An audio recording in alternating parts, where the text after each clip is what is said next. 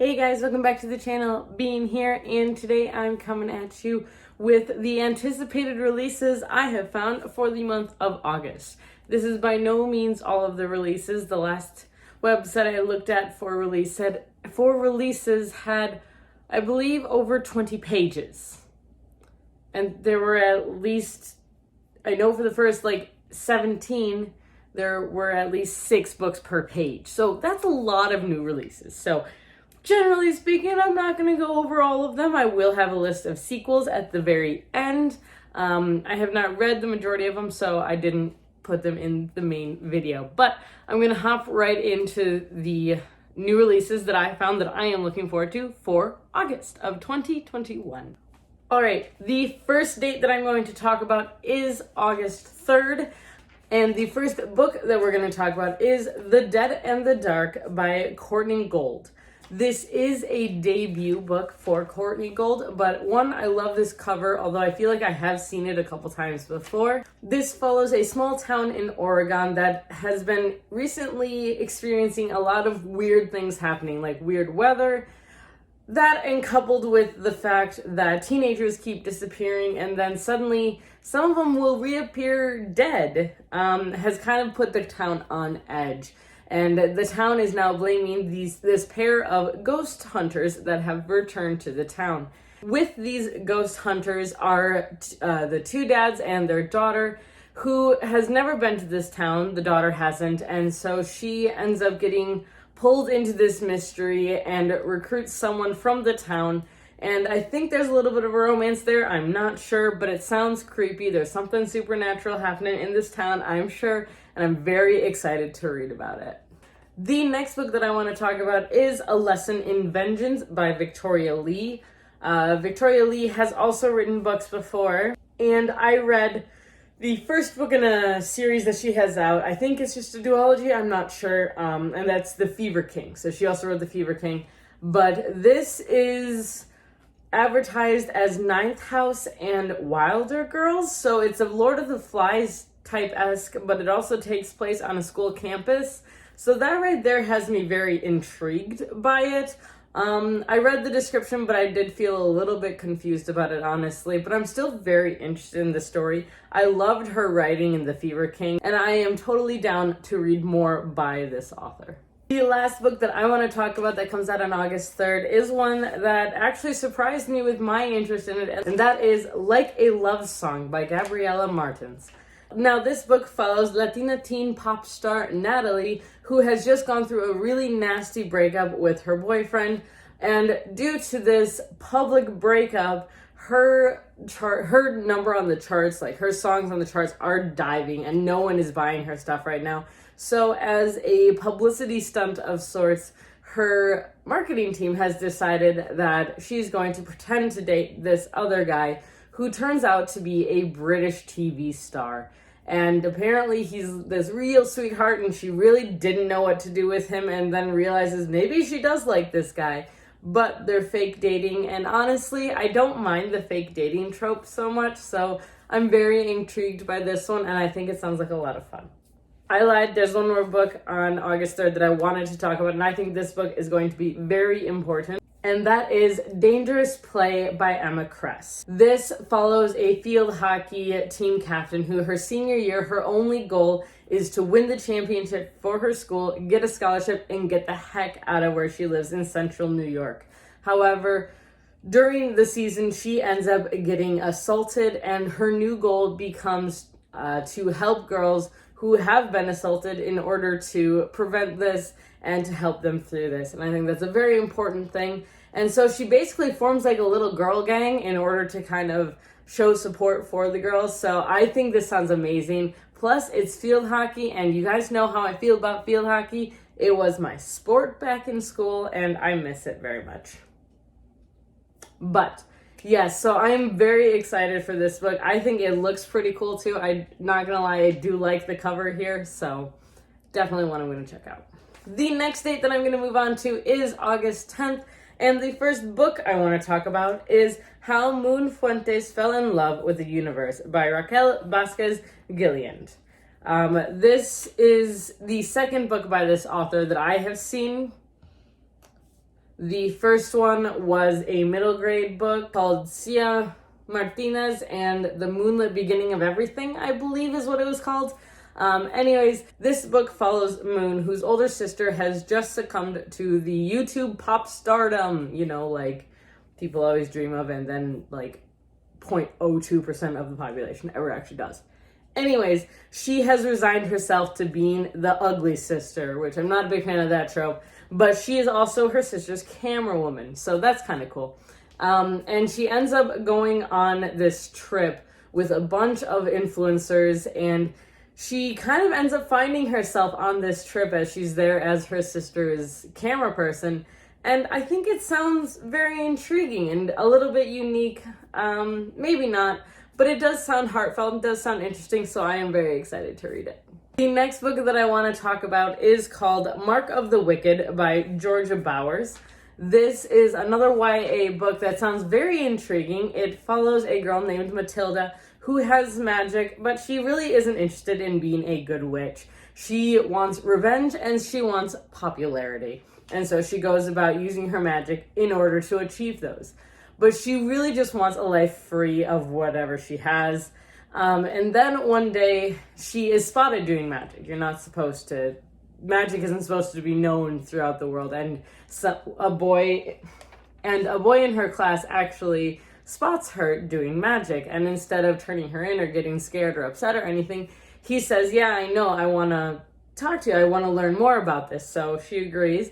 And then it turns out that weird things start happening in town. And she ends up getting blamed for what's happening. So her and this boy set out on an adventure to try and figure out what is going on, who is killing people, because a young girl actually turns up dead at one point. Otherwise, animals are getting their throats slit, and it's just not a very good time at all. So they decide to go and try and figure out what happened, and that's the story, and I think it sounds very interesting.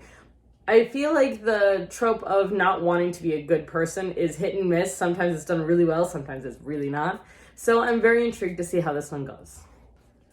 All right, that's what I had for August 10th. I know it wasn't a lot. I'm going to move on to August 17th, though. And the first book I want to talk about is Me, Moth. This is by Amber McBride, and this is a book written in verse. And what I know about it is that it's a combination coming of age and ghost story. And it's got a gorgeous cover. That's really honestly all I know about it. But I am so excited about this. I do enjoy a good book written in verse. I haven't read a book in verse for quite a while, but I always enjoy it when I do. So I'll have to get to doing some of that. Yeah, probably should do that. But this one comes out on August 17th, and you guys should definitely look out for it. The other book that comes out that I was looking at that comes out on August 17th, I'm a little nervous for. I'm not gonna lie. It's called Phantom Heart by Kelly Krieg. And it's advertised as a Phantom of the Opera retelling, which I love, but with elements of Twilight. Now, I don't like Twilight. I really am not a fan of the franchise. I'm not a fan of the story. I'm not a fan of it at all. I'm just not. It's just not my thing at all. Sorry. But honestly, I'm kind of surprised we haven't had this crossover yet of the Twilight meets Phantom of the Opera. So I'm intrigued by it, mostly because I love Phantom of the Opera. I think it is amazing, and I think Phantom of the Opera with vampires would be so intriguing. So I might read it. But if it's a terrible love triangle, I will hurl this book across the room. Sorry, but I hate love triangles like that. It's so stupid. It annoys me. So when I made this list, I thought I had a lot more books than I actually do on it. Now I feel a little bad. Moving on next to the 24th. So for the 24th, I do have several more books. The first one I want to talk about is Both Sides Now by Peyton Thomas.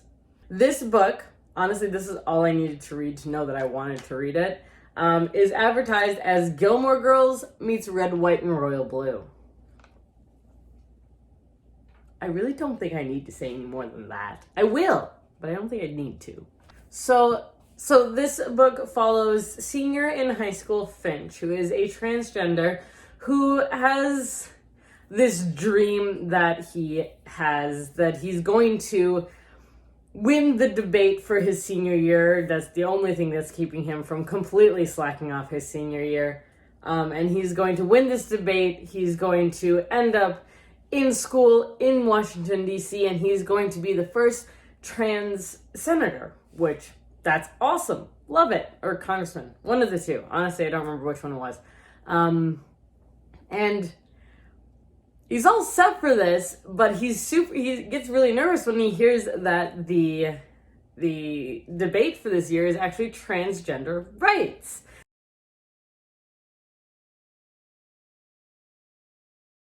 So that kind of becomes a very personal thing for him very quickly, and he also hasn't gotten into a college yet. So that's another thing that's kind of putting a damper on everything.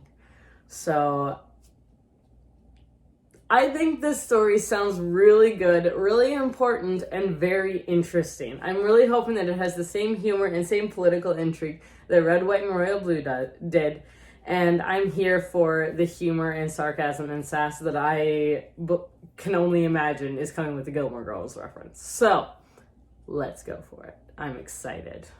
The next book I want to talk about is called Eyes of the Forest by April Henry. This is a YA thriller that I actually, when I read the description at first, it kind of turned me off, so I want to change the description a little bit.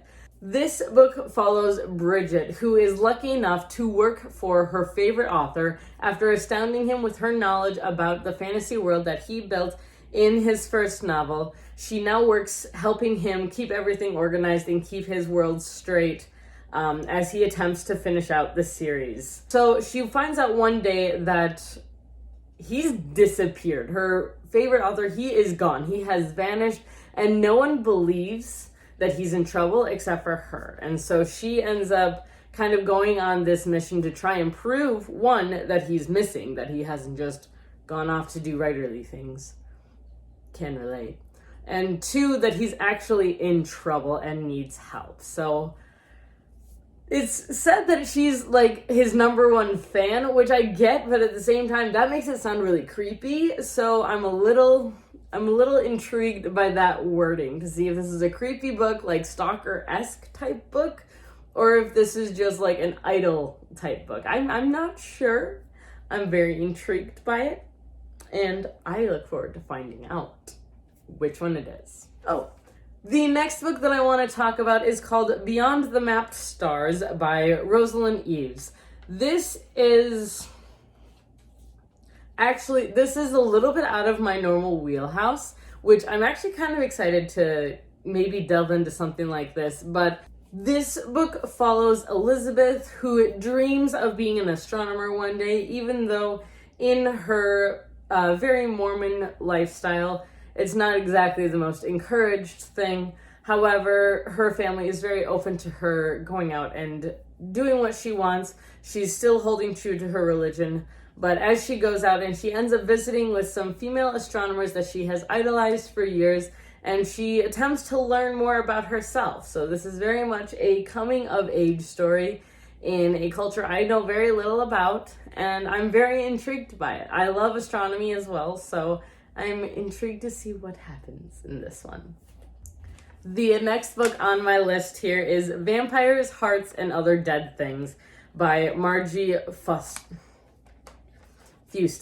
And it's been a while since I've had one with a title like this. This book follows Victoria and her father, who have always been obsessed with the phenomenon of vampires ever since the first vampire ever came on live television and announced that he was a vampire to the world. And when Victoria's father suddenly falls deathly ill, she becomes determined to go out and find a vampire, so she travels to New Orleans in order to search for a vampire to help her save her father. When she meets a boy who very well may be a vampire, he challenges her to prove to him that she has this love of life that deserves her living forever, which I think is a very intriguing and very different kind of concept. Never thought of that. And so she goes out and she ends up doing all sorts of crazy things, singing up on stage with the jazz band, all sorts of stuff. It's just all sorts of stuff. So I think that this book is going to be very hard-hitting. It is compared to a girl, the coldest girl in Cold Town meets They Both Die in the End. So that's just, it's going to break my heart is what I'm hearing here. And yeah, I think this sounds really interesting and really heartbreaking, but really cute at the same time. So I am intrigued by this, and I do like the cover. It's very sweet. The next book that I want to talk about that comes out on August 24th is Bad Witch Burning by Jessica Lewis. Now, this follows a girl named Cottrell, and Cottrell can talk to ghosts, so she can raise spirits. So she's able to be hired by family members in order to bring back a dead relative in order to settle any disputes or just to see them again. It's basically how she's able to pay the bills for her mother and whatever boyfriend her mother has apparently, and for herself in order to get food and such. This sounds very Lipstick Voodoo to me, and I'm very excited about that.